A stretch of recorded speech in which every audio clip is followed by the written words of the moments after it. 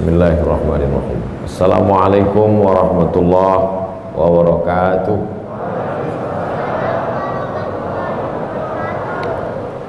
Alhamdulillah wassalatu wassalamu ala Rasulillah wa ala alihi wa sahbihi wa man tabi'ahu wa mawalah. Yang saya hormati ketua beserta seluruh pengurus Masjid Darussalam Kota Wisata. InsyaAllah kita semua dimuliakan Allah Subhanahu wa ta'ala. Amin ya rabbal alamin. Tema kita hijrah sebagai momentum kebangkitan umat. Zaman Nabi Muhammad SAW itu kalau kita baca tidak ada tahun, nggak ada tahun 1, tahun 2, tahun 3. Makanya kita dulu belajar di sekolah, Nabi Muhammad SAW lahir pada tahun gajah. Karena memang penamaan tahun tergantung musim.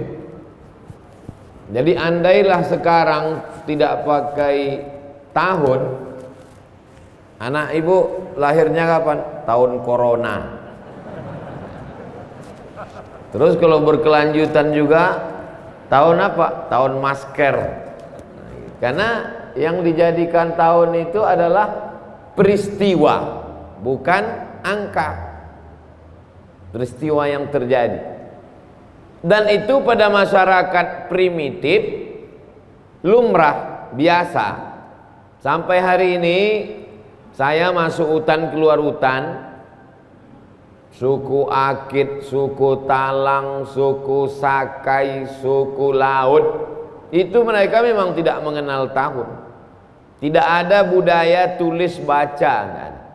Mereka rata-rata sejarahnya hanya cerita, pantun, petatah petitih, nenek-nenek moyang zaman dulu. Bahkan dulu waktu saya sempat kuliah 2 semester di Indonesia sebelum berangkat, ada satu teman saya di dalam kelas itu waktu kenalan, nama saya saya nggak ingat saya namanya, cuman nggak boleh sebut, takut dituntut di pengadilan. Nama saya lahir 1976 katanya. Terus selesai itu saya tanya, kok nggak ada tanggal sama bulannya? Memang nggak ditulis gitu. Terus kok kamu tahu 76? Waktu daftar sekolah, kepala sekolah nanya, kamu lahir tahun berapa? Nggak tahu. Pulang ke rumah, dia tanya orang tuanya, Mak, saya lahir tahun berapa? Waktu pohon kelapa di belakang disambar petir. Pas dicek, pohon kelapa di belakang rumah itu disambar petir 1976. Ya itulah tahun lahirnya. Nah, jadi saya mau menjelaskan, jangan heran misalnya tahun berapa ini? Fathu Makkah katanya, pembebasan kota Makkah. Berarti tahun ke-8. Tahun berapa ini? Perang Badar. Berarti tahun 2. Tahun berapa ini? Perang Uhud. Berarti tahun 3. Tahun berapa ini? Haji Wada. Berarti tahun 10. Begitu, karena memang yang dipakai peristiwa. 10 tahun Nabi Muhammad SAW di kota Madinah, enggak pakai tahun 1, tahun 2, tapi pakai peristiwa. Meninggal Nabi, naik Abu Bakar. Abu Bakar jadi khalifah 2 tahun setengah. Enggak ada juga tahun 1, tahun 2. Meninggal Abu Bakar, naik Umar. Umar jadi khalifah 5 tahun. Lalu kemudian datanglah surat. Dia punya tetangga-tetangga nih, kerajaan. Ada Persia, ada Romawi, ada Jazirah Arab. Lalu kemudian datanglah surat ke gubernur, waktu itu nama gubernurnya Abu Musa al-Asy'ari. Datang surat, Abu Musa al-Asy'ari bingung mau buat tahun berapa. Akhirnya dia minta saran Umar bin Khattab. Wahai Khalifah Amirul Mukminin Umar bin Khattab, ya, Ini kita mau balas surat ini gimana? Kita nggak punya tahun. Oh, kalau gitu musyawarah. Nah, ini hebatnya Islam. Walaupun Umar bin Khattab itu panglima perang gagah perkasa, tapi memutuskan perkara pakai musyawarah. Ini baru jadi ketua masjid dah nggak mau musyawarah. Bukan Masjid Darussalam. Ada musola kecil yang apanya ketuanya itu Fir'aun baru taubat. Tapi taubatnya belum full. Nah, lalu kemudian musyawarah lah. Umar bin Khattab bersama sahabat mengamalkan firman Allah. A'udzubillahi minasyaitonirrajim. Wa amruhum syura bainahum. Orang beriman itu memutuskan perkara berdasarkan musyawarah. Dari dasar musyawarah inilah diambil ke adopsi ke Pancasila. Makanya di Pancasila itu ada tauhid, ketuhanan yang Maha Esa. Ada kemanusiaan, al-insaniyah, kemanusiaan yang adil dan beradab. Ada al-wahdah, persatuan Indonesia. Ada permusyawaratan. Ada al-adalah, keadilan sosial bagi seluruh rakyat Indonesia. Jadi yang menyusun Pancasila itu adalah para ulama, founding father, pendiri bangsa. Jadi jangan dibenturkan. Sekarang mau dibenturkan antara nasionalisme dengan agama. Siapa yang berteriak Allahu Akbar berarti musuh nasionalisme. Ini orang nggak ngerti sejarah. Oleh sebab itu, loh kemana ceritanya kok ke situ? Oke, balik ke musyawarah. Musyawarahlah Umar bin Khattab. Kata Umar bin Khattab, ini ada surat dari Gubernur Abu Musa al-Asy'ari minta saran, sumbang kontribusi pemikiran. Kita mau buat kalender. Nabi sudah meninggal. Kalendernya dimulai kapan? Usul pendapat pertama. Ya, silakan. Bagaimana kalau kalendernya kita buat dari sejak Nabi lahir? Nabi lahir tahun 1.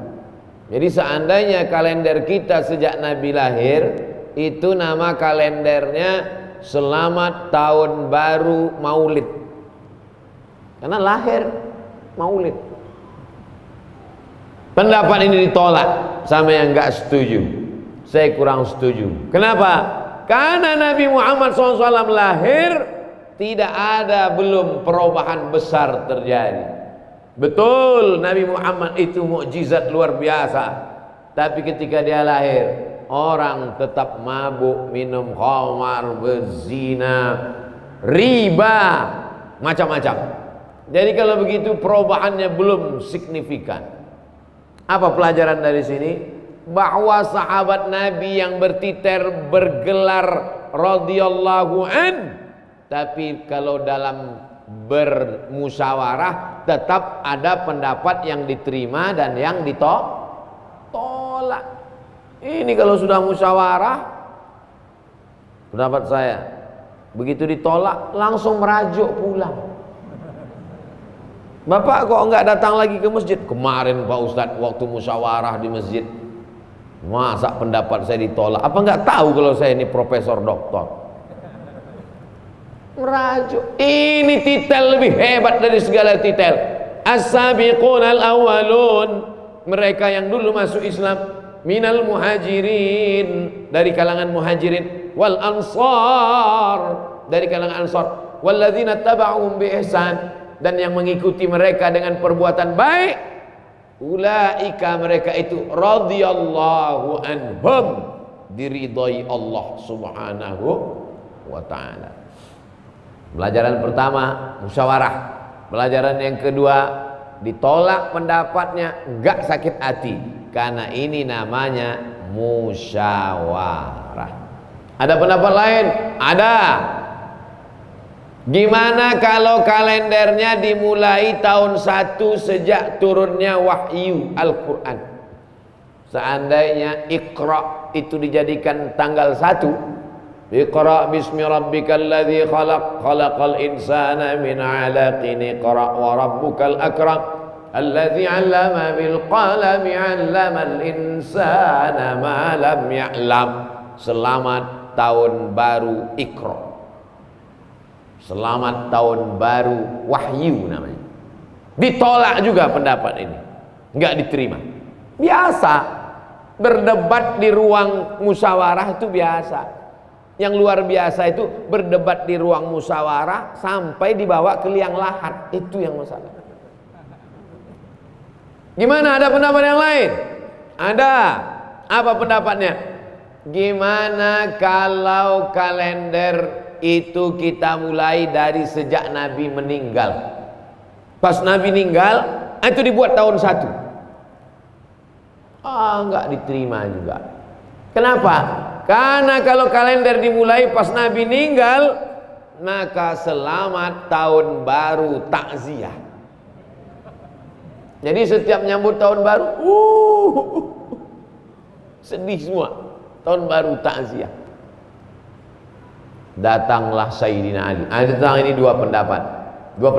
Ada yang mengatakan ini pendapat Sayyidina Ali, disetujui oleh Umar. Ada pendapat mengatakan ini pendapat Umar, tidak perlu dipermasalahkan. Apa kata Sayyidina Umar? Al-hijratu tufarriqu bainal haqqi wal batil. Hijrahlah yang memisahkan antara yang hak dengan yang batil. Lahir ditolak, turun wahyu ditolak, meninggal ditolak. Yang dipakai adalah hijrah, karena momentum hijrah seleksi keimanan. Yang imannya nanggung-nanggung nggak bakalan bisa hijrah, karena dia pasti akan menetap di Makkah, khawatir meninggalkan keluarga, takut miskin. Maka pemisah hak dan batil adalah hijrah. Maka selamat tahun baru hijrah 1442. Semoga tahun ini lebih baik dari tahun yang lalu. Potong, upload ke Instagram. Bapak Ibu yang dimuliakan Allah Subhanahu wa taala. Apa pelajaran yang diambil dari sini?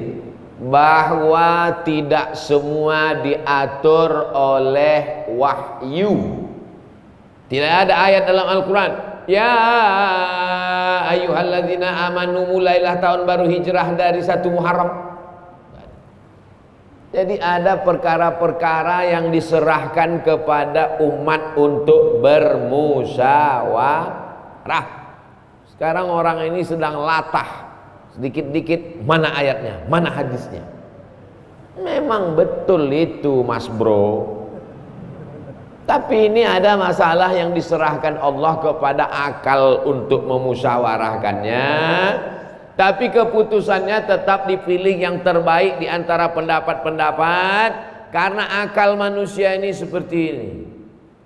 Jangan tangan kiri lah Pak Ustadz, oke kanan. Akal manusia ini seperti ini. Jabatan manusia juga seperti ini. Bentuk rupa wajah manusia juga seperti ini. Ada akal ini sangat sempurna, ada yang rendah kurang sempurna, ada yang sedang-sedang saja. Ketika bermusyawarahlah akan tampak di mana kesempurnaan, kestabilan emosi.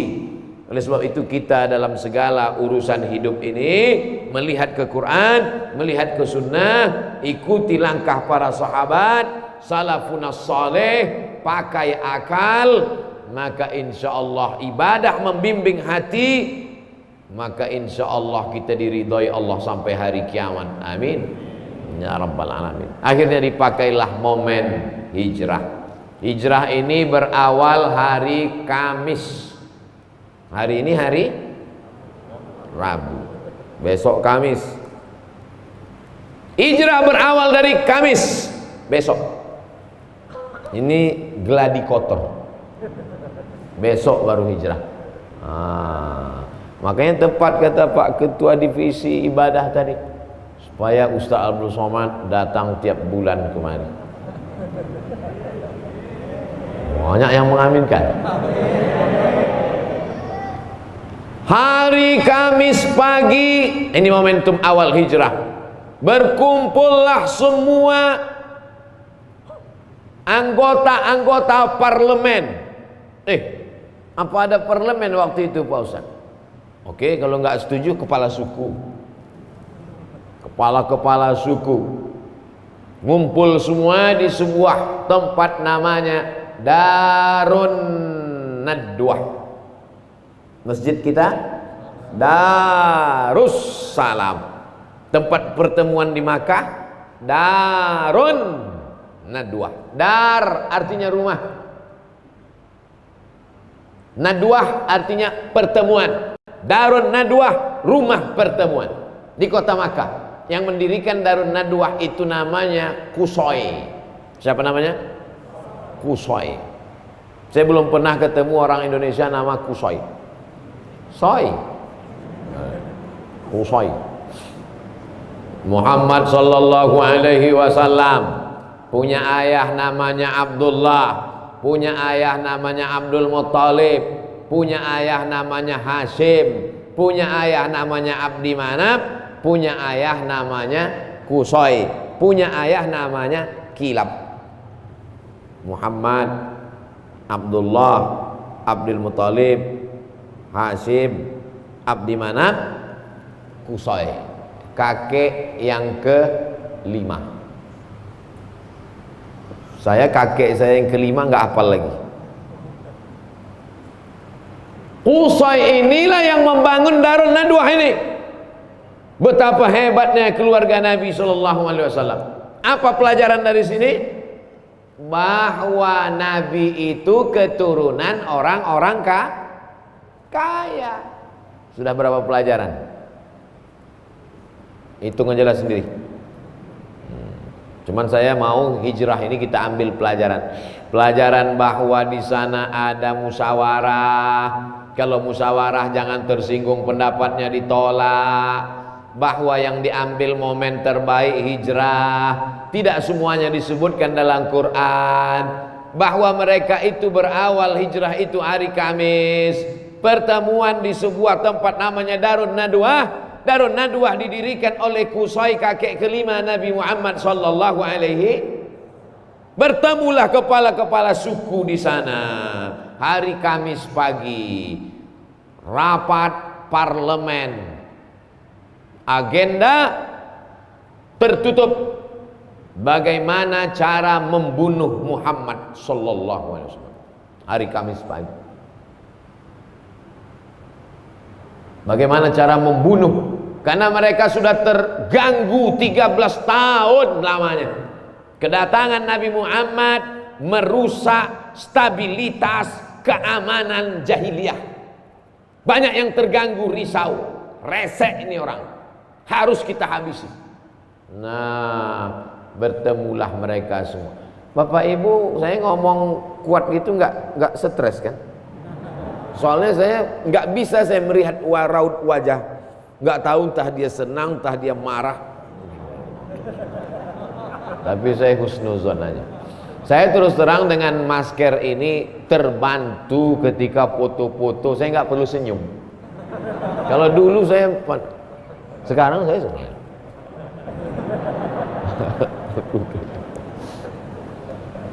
Nah, lalu kemudian pagi Kamis agendanya adalah bagaimana ini menghabisi Muhammad sallallahu alaihi wasallam yang sudah merasuki banyak anak-anak muda terganggu dengan kedatangan dia. Ini orang mesti kita selesaikan dengan waktu yang secepat-cepatnya. Gimana kepala-kepala suku? Ada usul nggak mau menghabisi Muhammad? Saya punya pendapat Pak Ketua Sidang. Nama Ketua Sidangnya Abdul Uzza nama ketua sidangnya Abu Lahab, Abu Jahal, Abu bapak, Jahal bodoh, Abu Jahal pak bodoh. Dulu enggak, sekarang. Lalu kemudian gimana kata ketua sidang? Gimana, ada usul enggak? Saya punya usul Pak Abu Jahal. Gimana, apa usulnya? Gimana kalau Muhammad ini sallallahu alaihi wasallam, dia enggak nyebut sallallahu alaihi wasallam karena dia musyrik jahiliyah. Gimana kalau Muhammad ini, saya sallallahu alaihi wasallam karena saya umat Muhammad sallallahu alaihi wasallam. Gimana kalau Muhammad ini sallallahu alaihi wasallam? Bukan kata dia kan, dia kan. Gimana kalau orang ini kita asingkan ke tempat yang jauh, kita kirim dia ke Pulau Nusa Kambangan. Kok ke Nusa Kambangan? Nusa Kambangan. Pokoknya ke tempat yang jauh lah, kita asingkan dia. Karena dia ini sudah mengacau, merusak, mengobok-obok kita di Makkah. Ini hanya akan mengancam kekuasaan kita saja. Gimana kalau kita asingkan dia, kita jauhkan dia? Kata Abu Jahal, gimana anggota? Setuju nggak? Apa pelajaran dari sini? Bahwa ternyata orang musyrik jahiliyah musyawarah juga. Jadi kalau ada ibu-ibu pengajian nggak suka musyawarah, itu lebih parah dari musyrik jahiliyah. Orang musyrik jahiliyah juga musyawarah. Pimpinan sidangnya Abu Jahal. Gimana kata Abu Jahal? Kata yang satu ada yang nggak setuju. Saya nggak setuju kalau dia kita buang ke sana. Kenapa? Ini orang karismatik. Dia punya aura kepemimpinan luar biasa. Kalau kita buang dia ke sana, nanti di sana dia punya banyak pengikut. Dan kalau pengikutnya itu datang kemari menghancurkan kita di Makkah, habis kita, tamat riwayat kita. Saya nggak setuju kalau dia kita buang. Ternyata umat Muhammad sallallahu alaihi wasallam ini seperti pohon kelapa, dimanapun dia dibuang dia akan tumbuh. Dulu ada orang dari Sulawesi, Makassar, kota yang paling jauh di dunia, ujung pandang. Ada seorang laki-laki yang gagah perkasa namanya Yusuf Al-Makassari, melawan Belanda. Usul Belanda persis seperti rapat kafir musyrik.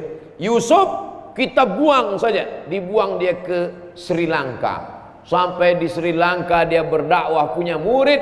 Itulah ada komunitas muslim di Ceylon. Ternyata orang Islam ini dimanapun dia dibuang, dia tidak mati, dia tidak stres, dia tidak depresi, dia punya aura kepemimpinan. Akhirnya orang Inggris dan Belanda yang menjajah waktu itu, ini bahaya. Kalau itu kita buang kemana? Dari Ceylon dibuang ke Cape Town, Afrika Selatan. Di Afrika Selatan dia buat komunitas. Dan pada masa Presiden Nelson Mandela, tempat kampung itu diabadikan menjadi kampung komunitas Melayu Makassar. Dan kemudian didirikanlah Masjid Indonesia di sana. Dan pemerintah Afrika Selatan memberikan Nobel perdamaian, penghargaan pahlawan kepada Yusuf Al-Makassari. Bapak Ibu bangga tak jadi orang Indonesia?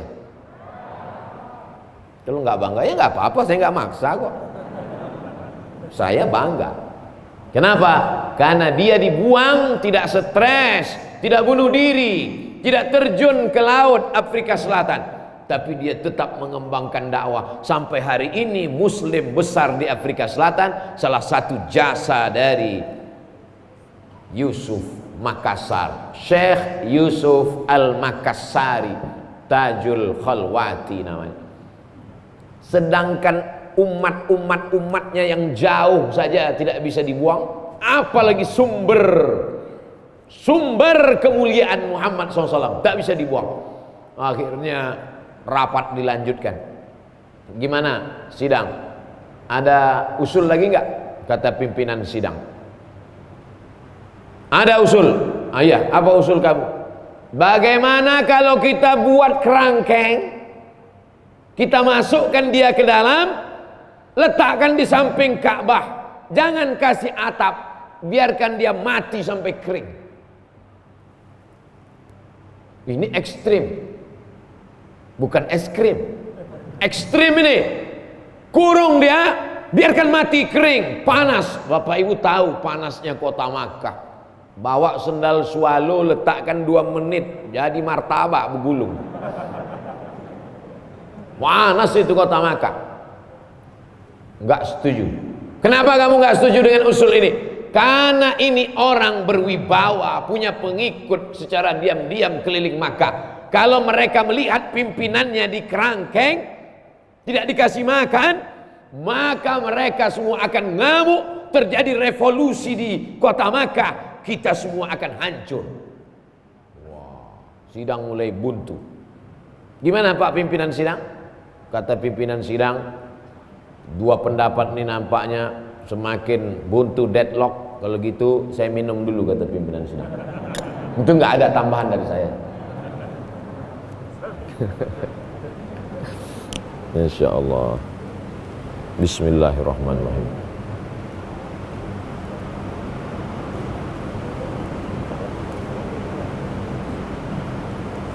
Minumlah air Darussalam.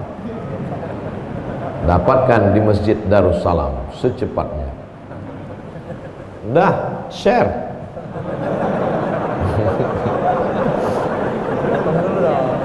Saya ditanya sama orang pajak, itu Ustadz banyak sekali endorse kopi, endorse cendol, endorse air. Ada ngambil royalti nggak? Demi Allah nggak ada royalti. Udah kekurangan duit orang ini.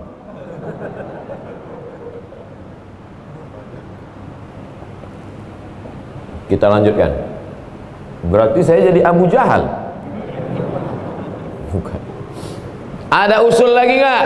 Ada usul. Gimana usulnya? Bagaimana kalau tadi kalau dibuang jauh itu bahaya, kalau dibuat dekat itu juga bahaya. Ini usul yang paling mantap. Gimana caranya?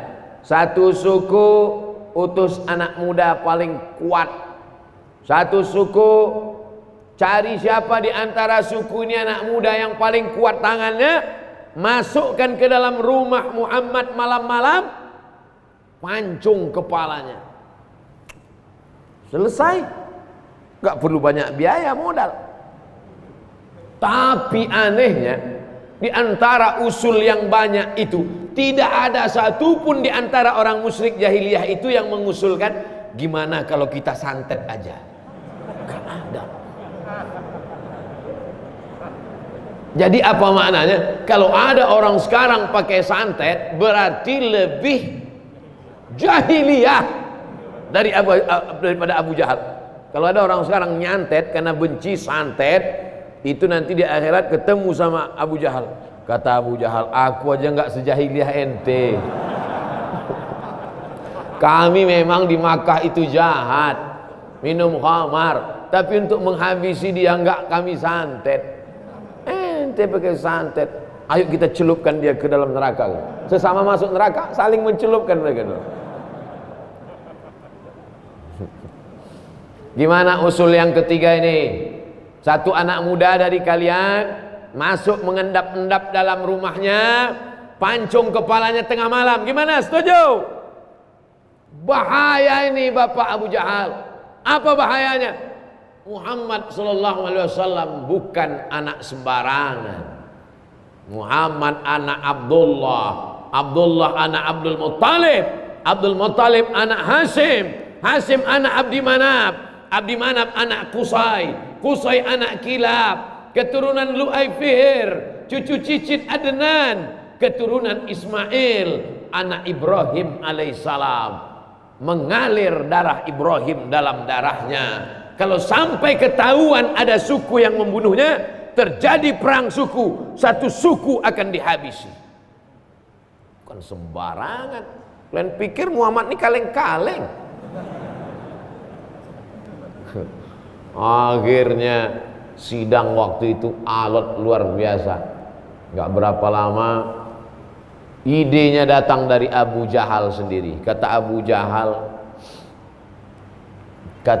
Jahal, saya punya ide sendiri.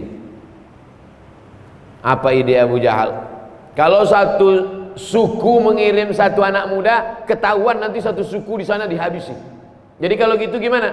Satu suku ngirim anak muda, satu suku ngirim anak muda, satu suku ngirim anak muda, satu suku ngirim anak muda, satu suku ngirim anak muda, dan kemudian semua anak muda ini dikasih pedang. Malam-malam ramai-ramai masuk, semuanya ikut mencincang, dan kalau dia mati tidak ada satupun yang dituntut karena semuanya ikut. Inilah ide korupsi berjamaah dari Abu.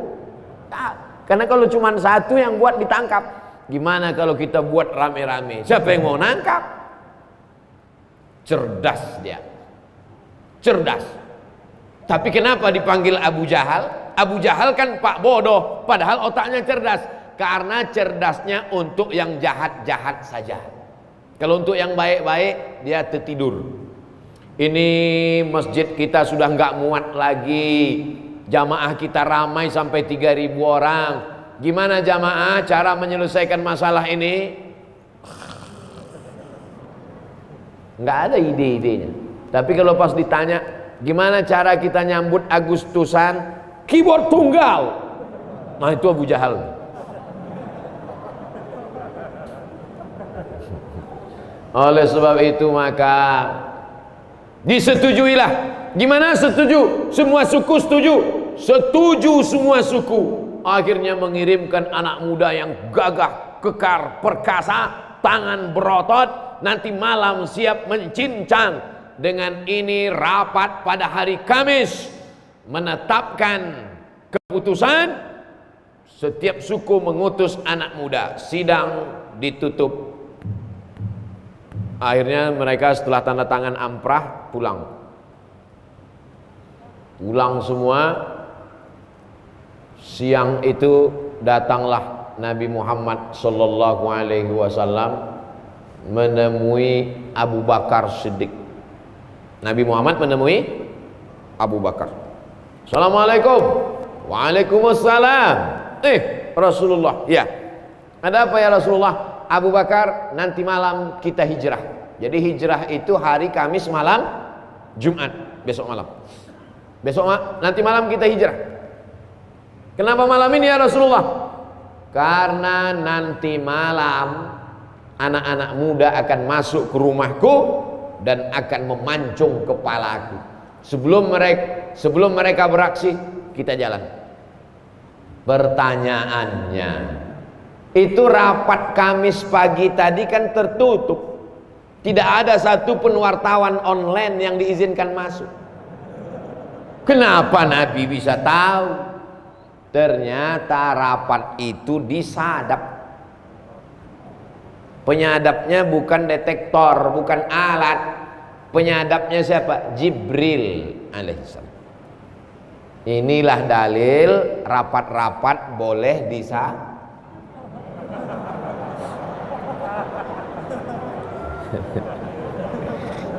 Nah ibu-ibu hati-hati rapat ibu-ibu. Mana tahu itu meningkatkan belanja bapak-bapak.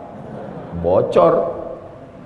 Akhirnya Jibril ngasih tahu Muhammad sallallahu alaihi wasallam hasil rapat mereka tadi pagi hari Kamis di Darun Nadwa, ente nanti malam mau dihabisi.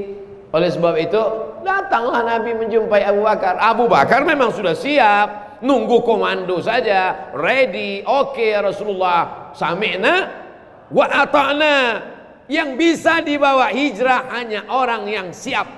Gimana kalau masjid ini kita luaskan? Siap. Gimana kalau bangunannya kita buat 2 lantai? Siap. Gimana kalau kubahnya? Udah bagus, sudah nggak perlu lagi. Jadi kalau ada orang rapat waktu diajak, gimana kalau karpet masjid ini kita ganti baru? Wah itu banyak begini, begono. Nggak siap. Biarkan dia sama Abu Jahal. Yang perlu diajak hijrah ini adalah Abu Bakar, karena dia yang ready, siap. Lalu kemudian Abu Bakar Siddiq pun siap. Abu Bakar, nanti malam kita jalan. Sami'na wa ata'na. Setelah ngasih tahu, Nabi pun pulang. Pulang ke rumah, siap-siap, malam. Habis Isya, tidur. Nabi itu tidurnya habis Isya. Makanya Nabi mudah bangun jam 2 malam. Isya jam 8, 9, 10, 11, 12, 1, 2. Kita tidurnya jam 1. Gimana mau bangun jam 2? Tidur jam 1. Di setel jam. Jatuh. Mati. besok pagi sama-sama HP-nya mati. Gimana mau sholat subuh? Oleh sebab itu maka berbeda jam tidur orang dulu dengan orang sekarang. Lalu kemudian Nabi SAW tidur setelah Isya, malam dia bangun. Biasanya Nabi kalau bangun itu dia sholat tahajud, tapi malam itu biasanya Nabi bangun sholat tahajud ke Masjidil Haram di samping Ka'bah. Dia sholat, kalau siang nggak bisa sholat di samping itu. Pernah Nabi coba sholat di samping, diikat kepalanya, disungkup, sampai akhirnya Sayyidah Fatimah menyelamatkan. Takut disungkup oleh kafir musyrik, dicekik oleh kafir musyrik. Makanya kalau ada jamaah sekitar Masjid Darussalam ini, rumah dekat tapi nggak ke masjid, berarti takut disungkup, takut dicekik. Bapak kenapa nggak ke Masjid Darussalam? Takut saya dicekik nanti ada.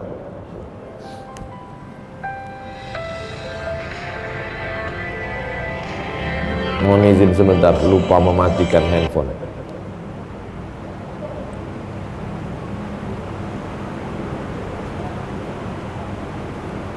Dah, saya buat di atas pesawat.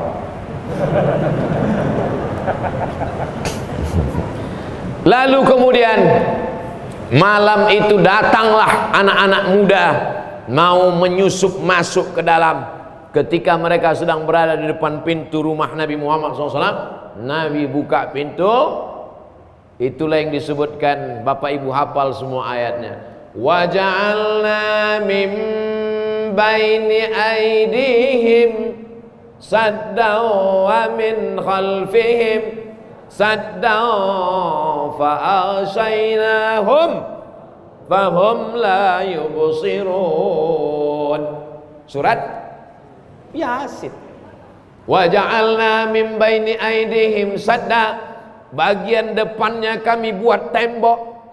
Wa min khalfihim sadda, bagian belakangnya tembok. Tembok depan, tembok belakang, siapa yang bisa ganggu? Fa aghshaynahum, kami tutup mata mereka. Fahum la yubsirun, mereka tidak bisa melihat. Mereka seperti patung di depan rumah Nabi terpukau. Nabi keluar, Nabi ambil pasir, Nabi lemparkan ke atas, jatuh pasir itu ke kepala mereka. Begitu mereka tarik, kok ada pasir? Nabi sudah berlari. Saya cuma mau ngasih tahu saya nggak gundul. Itu Ustaz Somad itu kemana-mana pakai peci kan karena dia gundul. Enggak. Lalu kemudian Nabi berlalu, pergi Nabi menuju rumah Abu Bakar Siddiq. Setelah Nabi berlalu, mereka tersadar seperti terpukau. Kenapa ada pasir? Masuk mereka ke dalam, langsung menuju tempat tidur Nabi. Mau mereka cincang, jangan dulu, kita buka dulu. Ternyata yang tidur di situ adalah Sayyidina Ali. Apa pelajaran dari sini? Kalau mau bunuh orang, pastikan dulu. Jangan asal bunuh aja. Sniper, pastikan dulu. Yakin nggak itu Abdul Somad? Yakin? Tembak. Wah, bukan Muhammad SAW. Siapa ini? Sayyidina Ali. Bangunkan Ali.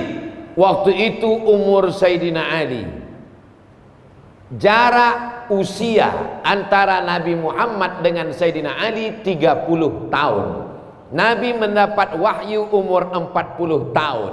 Berdakwah di kota Makkah 13 tahun. Jika waktu hijrah umur Nabi 53 tahun, berapakah umur Sayyidina Ali waktu malam itu? Mestinya soal ujian CPNS itu begitu. Jadi ada matematiknya, ada sejarahnya. Ini saya waktu tes dulu, Tono, Tini, dan Toni jaga warnet. Tini bekerja di waktu pagi, Tono di waktu malam. Tono dan Tini tidak mau kerjasama karena pernah pacaran. Mereka belum move on. Jam-jam berapa saja mereka bisa kerjasama? Apa ini? Kita jauh-jauh belajar hadis ke Maroko, tesnya Tono, Tini, dan Toni. Maka malam itu umur Sayyidina Ali 23 tahun. Anak baru selesai S1, sedang ganteng-gantengnya, umur 23 tahun. Mana Muhammad? Aku nggak tahu, kata Sayyidina Ali. Apa pelajaran dari sini? Yang menemani di atas gunung Abu Bakar, tapi yang menggantikan di tempat tidur Sayyidina Ali. Yang menemani naik ke bukit sahabat dekat, tapi untuk menggantikan di tempat tidur saudara sepupu. Mana yang paling besar resikonya? Di tempat tidur atau di atas gunung? Kalau kamu jadi pemimpin, resiko terbesar, tersulit, kasih ke keluarga. Tapi kalau agak ringan, beri ke teman. Gitu. Sekarang orang dibalik. Yang resiko mati, kasih ke teman. Yang enak-enak, kasih ke keluarga. Cerita sunnah, poligami. Ini sunnah itu ini. Bagaimana kalau untuk yang resiko mati, kasih ke keluarga? Sayyidina Ali, andai tidak dibuka penutup selimut itu, udah jadi keripik. Tapi Allah masih sayang kepada Sayyidina Ali, kepada Sayyidina Muhammad sallallahu alaihi wasallam. Akhirnya mereka menyusul. Malam itu juga mereka keliling mencari, mana ini orang. Itulah cerdasnya Nabi Muhammad. Siddiq, amanah, tabligh, cerdas, smart. Nabi tidak langsung pergi, karena kalau malam itu langsung pergi ke Madinah tertangkap. Transit dulu di atas Jabal Sur. Kalau menerima wahyu Jabal Nur. Bersembunyi sebelum hijrah Jabal Sur. Bersembunyi sebelum hijrah Jabal Sur. Menerima wahyu Jabal Nur. Ini banyak nih jamaah umrah pulang cerita, kemarin kami naik ke tempat Nabi sembunyi Jabal Nur. Yang cerita nggak tahu, yang dengar lupa. Sama-sama ngangguk. Masih syukur nggak apa-apa. Tapi perlu saya jelaskan. Nah, cerdasnya Nabi tidak langsung pergi. Bagaimana? Transit dulu di atas. Berapa malam? Malam Jumat, malam Sabtu, malam Ahad. Berapa lama Nabi transit di Jabal Sur? 3 malam. Apa pelajaran dari sini? Tentu pelajaran dari sini tergantung pekerjaannya masing-masing. Saya khawatir cerita ini didengar oleh maskapai penerbangan. Pesawat delay. Pelajaran dari hijrah, transitlah 3 hari gitu. Karena itu bahwa susun strategi di atas. Bapak ibu nanti kalau umrah minta bawakan ke Jabal Sur. Naik ke atas, sampai ke atas mau masuk ke pintu gua. Gua itu adalah lubang di tengah batu. Ini ada batu, ada lubang, itu gua. Soalnya di Jakarta banyak sekali gua. Kan gua udah ngomong sama lu. Bukan gua itu yang ku maksud. Gua ini gelap, belum pernah dimasuki orang. Lalu kemudian Abu Bakar Siddiq menahan Nabi. Kata Abu Bakar, ya Rasulullah jangan masuk. Kenapa? Biar aku dulu yang masuk ke dalam. Mana tahu ada singa sedang menunggu mangsa. Mana tahu ada ular berbisa di dalam, ya Rasulullah. Biarkan aku masuk. Karena kalau engkau yang masuk, engkau meninggal, wahyu tidak tersebar ke alam semesta. Kalau aku masuk, yang bersedih hanya anak istriku saja. Masuk Abu Bakar Siddiq ke dalam, dia yakinkan semua bersih, barulah masuk Sayyidina Maulana Muhammad sallallahu alaihi wasallam. Coba bayangkan kalau yang dengan Nabi malam itu bukan Abu Bakar, tapi Abdul Somad. Apa kata Abdul Somad? Ya Rasulullah, silakan masuk. Kan ada Jibril, Mikail, Israfil, Israel. Kalau aku siapa yang ngawal? Satpol PP aja nggak ada.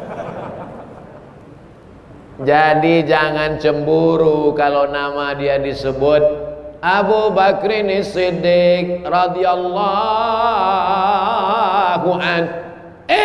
Sekarang ada orang yang mencaci maki Abu Bakar. Ada orang mencaci maki Abu Bakar?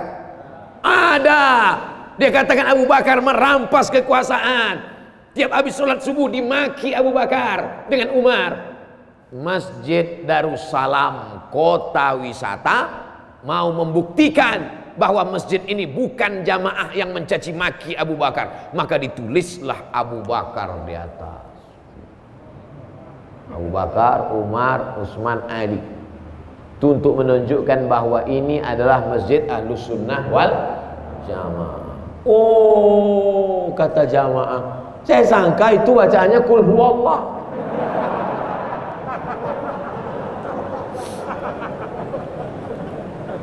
Bapak Ibu yang dimuliakan Allah Subhanahu wa taala. Lalu kemudian ada lobang di situ. Di dalam gua itu ada lobang, duduk Abu Bakar di atas lobang itu. Kakinya selonjoran ke depan. Datang Nabi Muhammad sallallahu alaihi wasallam meletakkan tengkuknya ke paha Abu Bakar. Abu Bakar meletakkan pundaknya ke dinding batu. Menduduki lobang yang ada di samping. Duduk. Tengah malam lelah habis naik ke atas. Tiba-tiba Nabi yang sedang tertidur di pangku ini terjaga karena menetes air dari atas tepat di pipi Nabi. Nabi terjaga. Air apa nih Abu Bakar? Gak mungkin embun. Di dalam gua batu, air apa ini? Kata Abu Bakar, air mataku ya Rasulullah. Kenapa engkau menangis?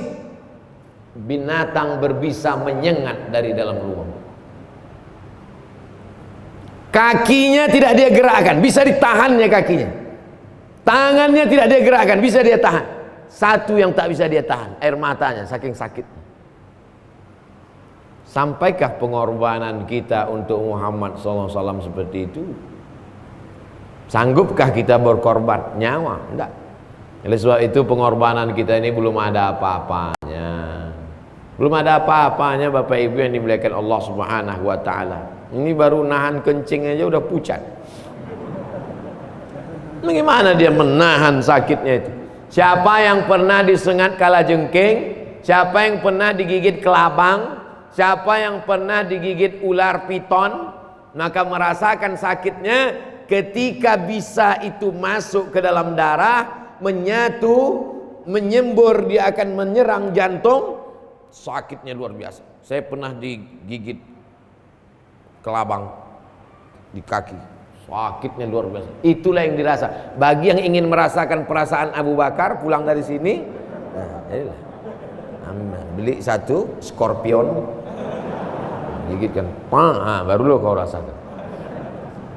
Jadi kalau nanya, kenapa Mas hijrah?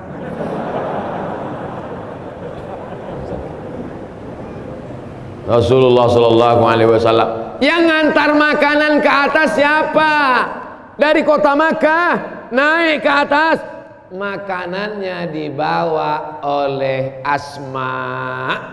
Kira-kira kalau Asma laki-laki apa perempuan? Perempuan. Itulah mengapa banyak perempuan sekarang ingin naik ke Jabal Sur waktu umrah. Tapi nggak naik sampai ke atas untuk foto-foto aja. Alhamdulillah guys, sudah sampai di Jabal Sur. Disinilah Nabi hijrah dulu. Semua kita mendapatkan pelajaran dari hijrah. Dan yang membawa makanan ini adalah Asma, seorang perempuan yang luar biasa. Jangan lupa subscribe, like, and share. Ibu yang dimuliakan Allah SWT. Ini berita hiruk pikuk di kota Makkah harus sampai ke atas. Siapa yang menyampaikan berita ini? Sedang dipoto. Siapa yang menyampaikan berita ini? Abdullah, anak Abu Bakar. Abdullah malam-malam tidur di atas. Menjelang pagi turun ke Makkah. Siang dengar berita. Apa pelajaran dari sini? Orang Islam mesti update dan upgrade berita. Jangan sampai ketinggalan berita. Berita naik ke atas. Malam-malam sampaikan, wahai Rasulullah, tadi berita-berita berkecamuk di Makkah, isu-isu gini yang membuli-buli si anu. Di bawah ada penjaga. Kalau ada naik musuh ke atas, kasih tanda-tanda. Yang menjaga di bawah itu namanya Amir bin Fuhairah.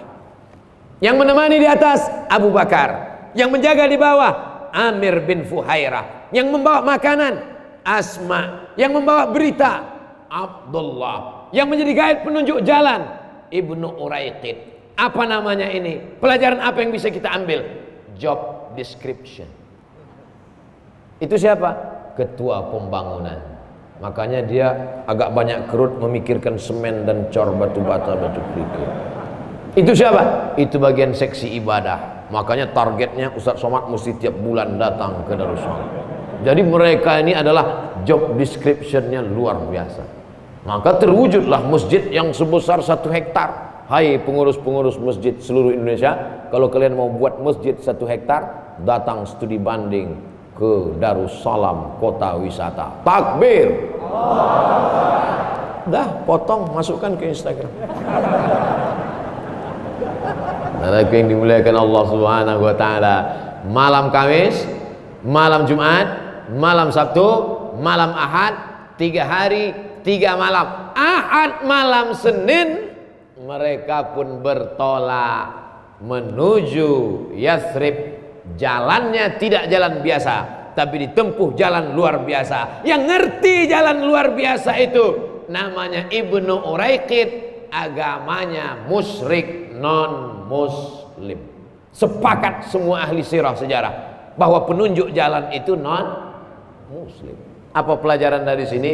Boleh berteman dengan non-muslim, boleh pakai jasa non-muslim selama tidak membahayakan agama. Siapa bilang Nabi Muhammad SAW itu ini beda agama, pancung kepalanya? Tidak begitu. Ente baca buku sejarah nulis siapa? Pelan-pelanlah mereka naik onta 8 hari 8 malam. Bapak ibu kemarin naik bis 6 jam. Labbaik Allahumma labbaik, labbaik la syarika laka labbaik, innal hamda wan ni'mata lak wal mulka la syarika lak, labbaik Allahumma labbaik, labbaik la syarika laka labbaik, innal hamda wan ni'mata lak wal mulka la syarika lak. Naik bis 6 jam, AC-nya kencang sampai Makkah beku. Nabi panas terik naik onta 8 hari 8 malam sampai di tengah jalan haus, air minum tidak ada, bertemu dengan tempat ternak kambing. Akhirnya panggil penjaga ternak. Hai koboi, ko sapi, boy anak, koboi anak penjaga sapi. Sini sebentar. Ya, tradisi orang musyrik dulu jahiliyah boleh minta air susu. Apa pelajaran dari sini? Sepelit-pelitnya orang jahiliyah pasti ngasih susu. Jadi kalau ngasih air putih itu pelit sekali.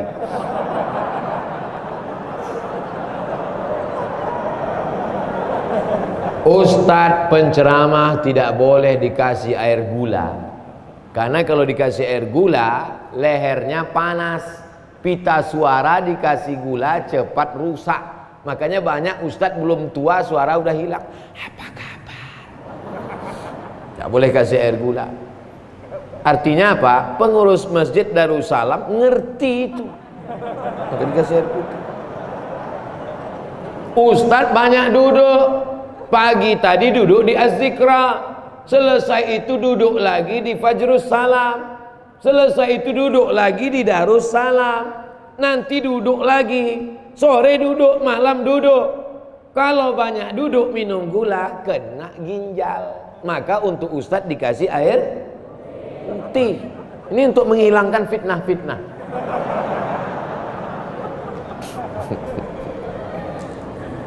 Air putihnya mereknya apa? Darussalam. Udah 2 kali endorse nggak laku juga. Nah, lalu kemudian, hei anak kecil, ada nggak air susu? Panas terik, kering kerontang. Itu menunjukkan hijrah Nabi itu musim panas. Karena waktu itu kering kerontang, kambing kurus-kurus. Tapi kalau mau juga, ini ada satu kambing kurus, terserahlah. Kalau ada air susunya ambil. Didoakan Nabi, diperah oleh Abu Bakar Siddiq, dimasukkan ke dalam. Setelah itu Abu Bakar membersihkan bagian bawah gelasnya. Takut dia ada pasir jatuh ke pangkuan Nabi, dibersihkan. Setelah dibersih, baru diberikannya ke Nabi. Diminumlah oleh Nabi Muhammad SAW air susu tadi. Bismillah. Waktu Nabi meminum itu, Nabi Abu Bakar melihat. Apa kata Abu Bakar? Fasyariban nabiyyu hatta irtawaitu. Nabi minum air itu sampai hausku hilang. Apakah Bapak Ibu melihat Nabi minum haus hilang? Kita tes. Saya misalnya jalan sama Pak Ketua Masjid Darussalam, pas jalan, lalu kemudian saya tuangkan air. Saya tuangkan, habis itu Pak Ketua silakan minum. Lalu Pak Ketua pun minum. Lalu apa kata saya? Melihat Pak Ketua minum, hausku makin menjadi-jadi. Karena iman kita belum sampai pada level senang melihat orang senang. Kita justru stres melihat orang senang. Melihat rumah orang besar, tuyulnya berapa ya? Melihat mobil orang bagus, paling-paling korupsi. Jadi kita tidak akan bahagia selama kita belum bisa merasakan kebahagiaan orang lain. Abu Bakar sudah sampai ke tingkat itu. Hilang hausnya melihat Rasulullah SAW minum. Mereka lanjutkan lagi perjalanan. Lanjut perjalanan. Tiba-tiba dari kejauhan nampak debu naik ke atas. Kalau debu gurun pasir naik ke atas, itu berarti ada orang mengejar dari belakang dengan kuda yang sangat kencang. Naik kuda. Wah, anak-anak muda yang biasa naik kuda tahu itu bagaimana rasanya. Ustadz Somad kan kami lihat naik kuda, foto aja. Kuda kencang. Tiba-tiba begitu sudah mendekat, Nabi naik onta, sudah mendekat ke Nabi, ujung kaki kuda itu terperosok ke dalam pasir, jatuh,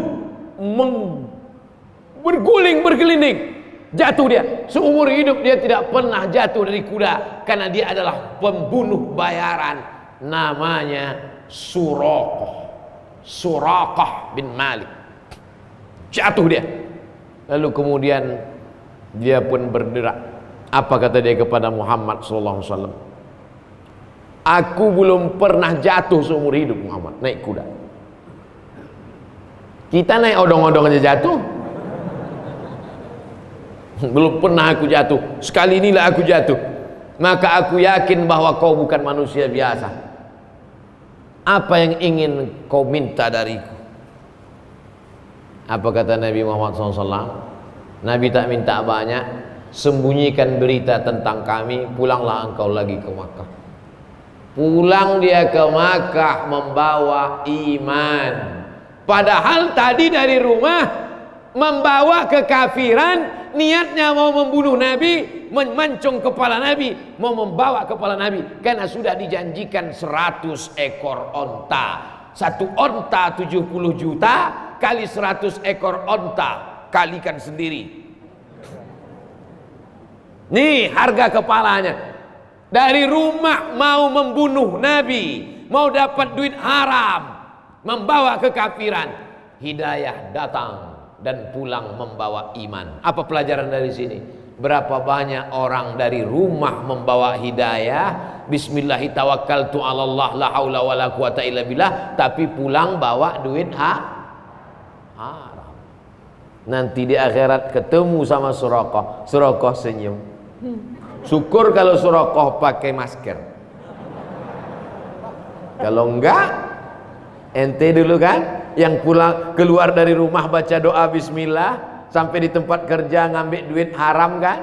Aku keluar dari rumah menyebut nama setan dan niatku mau memancung kepala Muhammad SAW, tapi aku tinggalkan 100 ekor onta karena aku melihat kebenaran. Hari ini berapa banyak orang yang salah langkah, salah berpikir, salah melihat, salah membaca.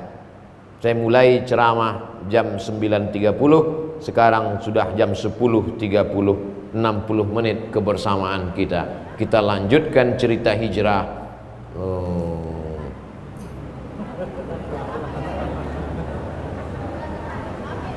Amin ya rabbal alamin. 60 menit, ini 30, ini 30.